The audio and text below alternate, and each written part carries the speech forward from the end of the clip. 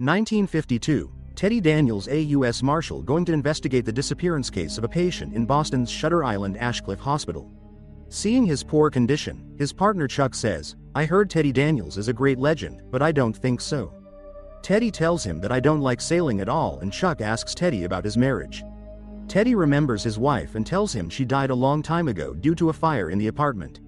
Teddy asks Chuck about the institute they're going, and Chuck tells him that I was briefed that it's an insane asylum. The captain of the ship tells them this is the island where I will land you and we have to hurry because a typhoon is coming soon. After they reach the island, Deputy Warden McPherson meets them and takes them to the Ashcliffe.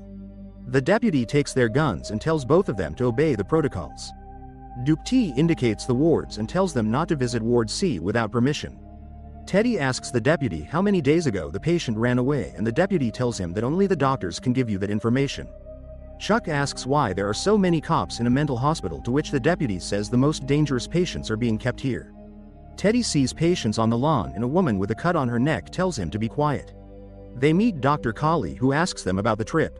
Teddy looks at the paintings there and the doctor says that we don't beat patients like the old days but give them a good environment to heal their minds. Teddy asks the doctor about Rachel Rolando, the patient who escaped, and Chuck says is she dangerous. The doctor explains she killed her 3 children by drowning them in the lake while her husband died in the war. The doctor shows her pictures and tells Teddy that Rachel believes her children aren't dead. They see Rachel's room, where there is no sign of her escape except for a slip of paper with the Law of 4 written on it. The doctor takes them to the lobby and says no one saw her, to which Chuck asks, did she suddenly disappear? Teddy says we have to talk to every staff member here about the case, to which the doctor asks him to come to the common room after dinner. The deputy is on the island with his team looking for Rachel and tells Teddy that they searched the entire island but found no trace of the woman. Teddy asks him about the lighthouse and the deputy says we already checked and found nothing there, and then calls off the search party. During the evening, Teddy and Chuck answer questions from the staff and a woman tells them that Rachel is with her main doctor Sheehan after group therapy. Teddy asks Dr. Colley to call Dr. Sheehan and Colley tells him that's not possible because Sheehan left on the ferry this morning. Chuck has a clause and asks why he left when the hospital is in a state of lockdown. They try to call Drive Sheehan, but due to the storm, all the lines are cut off. Before leaving, Colley invites Chuck and Teddy for a drink at his house. They visit Colley and meet Dr. Jeremiah. Colley offers them a drink but Teddy refuses and asks for the soda. Teddy had flashbacks of his experiences as a U.S. Army soldier during the liberation of Dachau. After some banter, Teddy asks them for Dr. Sheehan's file, which Jeremiah refuses. Teddy gets angry and tells them that we will make our report and will leave the island tomorrow morning.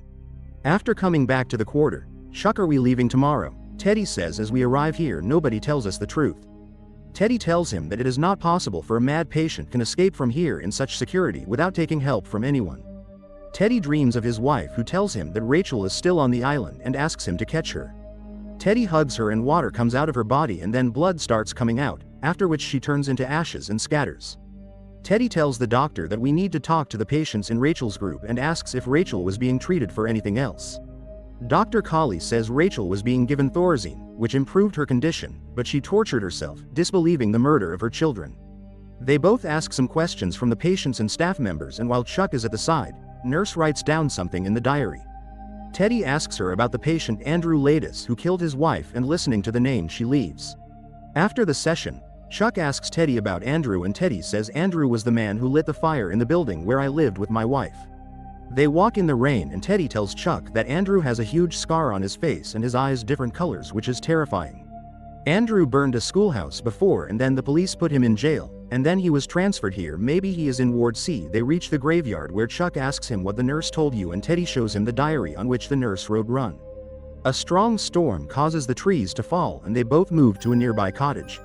Chuck asks him, are you here to kill Andrew? And Teddy tells him about the time of war when he went to Dachau. The commandant killed himself, and when Teddy moved out he saw dead bodies covered in ice. Then we took guns from the guards and shot them all without mercy, so I've enough killing. Chuck asks why you came here and Teddy explains this place is funded by the American government and people are scared of this place. I know a guy named Noyce, a college student who became mentally ill and ended up here.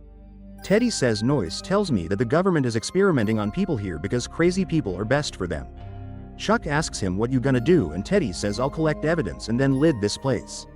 Chuck says they already knew everything and sent you here so that you cannot escape from here. Suddenly the door of the cottage opens and the deputy finds them. Seeing Teddy tells Chuck that we are about to leave this island. While all the doctors are devising a recipe to survive the dangerous storm, Teddy interrupts and asks Dr. Colley about Rachel's note. The doctor tells him that I don't know why she wrote all that on the note, but the good news is that we have found Rachel, who is perfectly fine. Teddy and Chuck go to Rachel's cell and Teddy asks her where were she. Rachel first talks about her family and then takes Teddy as her dead husband and starts screaming. Teddy suddenly has a migraine attack and the doctor gives him medicine and they take him to the mental ward to sleep.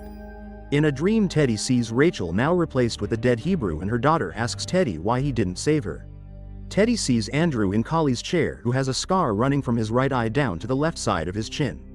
In another, she has killed all her kids and is asking Teddy to get rid of them. His wife appears and tells him that Ladis is still in Shutter.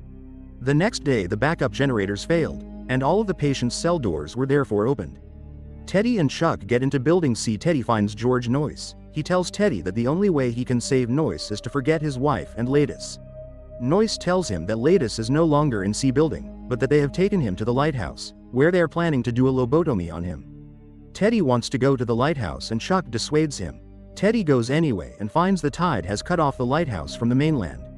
He finds a cave with a woman inside claiming to be Rachel. She says she was a doctor and resisted the lobotomy that helped patients forget their past and their pain. She warns Teddy to stop taking food, pills, and cigarettes from the hospital and says that he will be committed by being declared insane because he was asking too many questions about what was going on at Shutter.